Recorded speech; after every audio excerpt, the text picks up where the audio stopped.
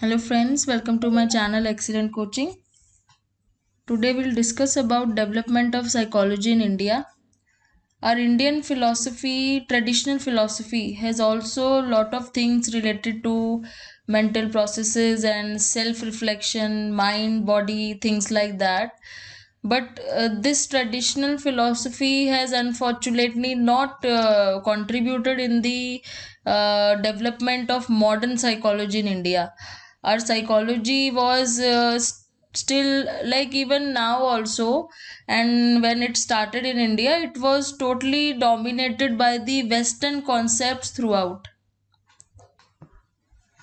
The actual modern psychology in India started when there was a department of philosophy at Calcutta University.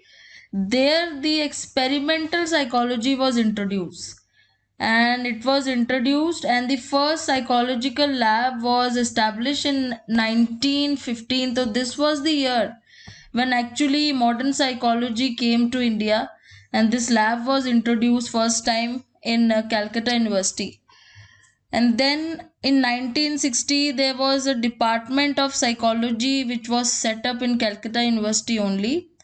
And after some time in 1938 only, a department of applied psychology was also set up.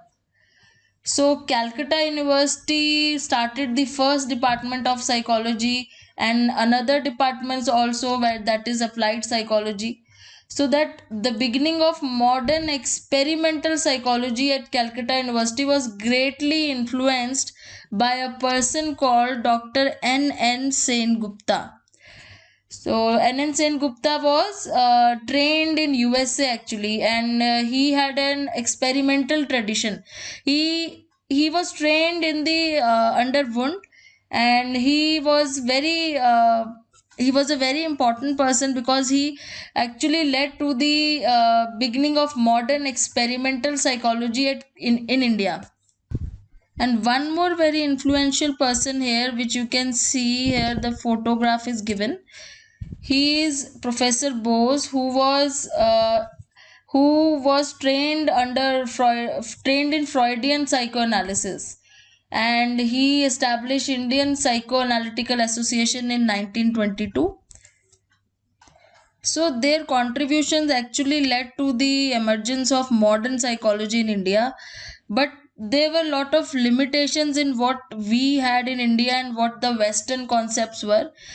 The psychologists in India were facing some problems regarding the Western concepts which were used in psychology and in relation to the Indian context. What they were trying to do was they were using Western ideas to understand Indian situations, and according to the Indian context, the Western ideas of psychology was not a very much fit. So, psychology in India sought to become relevant for Indian society after 1960s only, and that was the phase of problem oriented research. Psychology became more focused on addressing the problems of Indian society. Further, there were limitations of excessive dependence on Western psychology because we actually dependent on the all the concepts that came from Western psychology. So this was a limitation, that we depended too much on the Western concepts. There was a need of socially and culturally relevant solutions, which was more relevant to Indian problems. And there was also a need for developing psychological principles which are rooted in our own social and cultural context. Because in India we have different kinds of problem, we face different kind of problems as compared to what people face in Western countries. So the concepts which are there in Western psychology were not to be found very useful while treating problems in India. So there was a stress that we should also develop some indigenous techniques in psychology, those who could stress upon the problems which are usually related to Indian context. So Indian psychologists stressed the need for developing an understanding based on a framework which was culturally and socially relevant. And this culturally and socially relevant means they are talking about the culture of India and social environment of India. after which there were a lot of development occurred in the fields of neuroscience and biological science, health sciences.